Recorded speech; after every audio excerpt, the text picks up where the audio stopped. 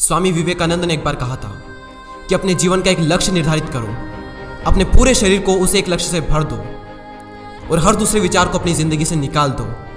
यही सफल होने का मूल मंत्र है। हमें से कई लोग डॉक्टर एपीजे अब्दुल कलाम साहब को इंस्पिरेशन मानते हैं, लेकिन क्या आपको पता है कि उनकी इंस्पिरेशन कौन है? स्वामी विवेकानंद। और सिर्फ यही नहीं, बल्कि निकोला टेस्ला, सुभाष चंद्र बोस, लाल बहादुर शास्त्री और भी कई सारे से लीजेंड्स हैं जिनकी इंस्पिरेशन स्वामी विवेकानंद है। आज हम स्वामी जी के जीवन की 3 कहानियां डिस्कस करेंगे और जीवन की बहुत बड़ी सीख है इन तीनों कहानियों में। पहली कहानी, एक बार स्वामी जी को नदी पार करना था और वो नदी के पास में खड़े थे। तभी एक साधु ने आकर उनसे पूछा, क्या आप ही स्वामी विवेकानंद हो? स्वामी जी ने जवाब दिया कि जी हाँ, मैं ही स्वामी विवेकानंद हूँ। तभी साधु ने पूछा कि स्वामी जी, आप यहाँ पर क्या कर रहे हो? स्वामी जी ने कहा कि मुझे नदी पार करना है और मैं नाव का इंतजार कर रहा हूँ। तभी साधु ने कहा कि तुम इतने बड़े इंसान हो, कई सारे लोग तुम्हें अपनी प्रेरणा का स्रोत मानते हैं और तुम एक नदी पार नहीं कर सकते।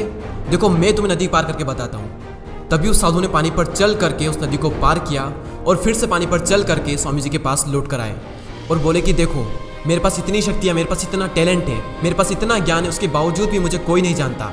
और तुम्हारे पास कोई ज्ञान नहीं, कोई शक्तियाँ नहीं, उसके बावजूद भी तुम्हें सब जानते हैं। तभी स्वामी जी मुस्कुराए और साधु से पूछा कि तुम्हें यह विद्या सीखने में कितना टाइम लगा? साधु ने कहा कि 15 साल। इतने में स्वामी जी की नाव आ गई और स्वामी जी ने साधु को नाव में बैठाया और वहाँ से चल दिए। दोनों ने नाव में बैठकर नदी पार की और पार करने के बाद स्वामी जी ने अपनी जेब से 1 रुपया बाहर निकाला और उस नाव वाले को दे दिया। यानी कि दोनों के मिला के 50-50 पैसे यानी 1 रुपया उन्हें दे दिया। तभी स्वामी जी ने साधु से कहा कि जो काम तुम 50 पैसे में कर सकते थे, उसके लिए तुमने अपनी जिंदगी के 15 साल बर्बाद कर दिए। और अगर यही 15 साल तुम समाज की भलाई में लगाते तो आज तुम्हें भी पूरी दुनिया जानती।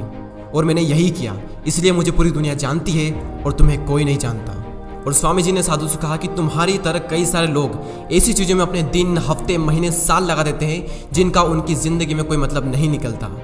इसलिए अपने टाइम को ऐसी जगह पर लगाओ जहाँ पर उसका एक्चुअल में कोई सेंस निकले, क्योंकि टाइम से बढ़कर इस दुनिया में कोई भी इंपॉर्टेंट चीज़ नहीं है। अगर समय बर्बाद तो जिंदगी बर्बाद। दूसरी कहानी, एक बार स्वामी जी एक ब्रिज पर चल रहे थे। तभी वहाँ पर कुछ बंदर उनके पीछे पड़ जाते हैं। कोई बंदर उन पर लपक रहा, कोई उनका प्रसाद छीनने की कोशिश कर रहा और स्वामी जी उन बंदरों से पीछे छुड़ाने के लिए वहाँ से भागने लगे। स्वामी जी भागे जा रहे थे और वो बंदर भी उनके पीछे पीछे भागने लगे। तभी एक आदमी ने स्वामी जी से कहा कि तुम डरो मत, इनका सामना करो। तुम जितना ज़्यादा इनसे डरोगे ये तुम्हें उतना ही ज़्यादा डराएंगे।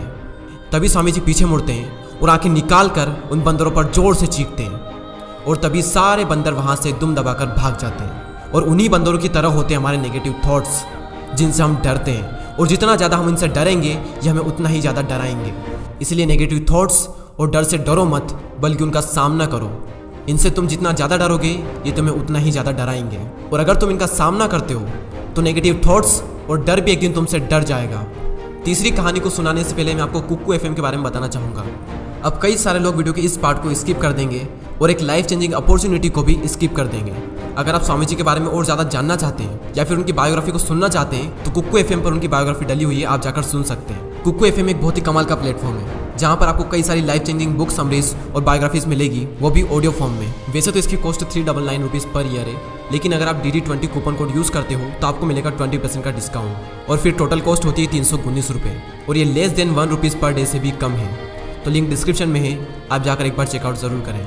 तीसरी कहानी, एक बार स्वामी जी उनके गुरु श्री रामकृष्ण परमहंस के साथ कहीं जा रहे थे। तभी रास्ते में उन्हें एक आदमी मिला जो पत्थर पर कुछ बना रहा था।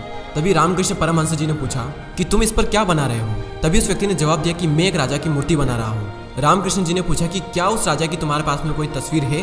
तभी उस मूर्तिकार ने कहा कि नहीं, मेरे पास उनकी कोई तस्वीर नहीं है। तभी रामकृष्ण जी बोले कि अगर तुम्हारे पास उनकी कोई तस्वीर नहीं है तो फिर तुम उनकी मूर्ति कैसे बना सकते हो? तभी उस मूर्तिकार ने जवाब दिया कि भले ही मेरे पास उनकी कोई तस्वीर नहीं है, लेकिन मेरे दिमाग में उनकी स्पष्ट तस्वीर छपी हुई है। और कुछ ही देर बाद उस मूर्तिकार ने राजा की सुंदर मूर्ति बनाई भी।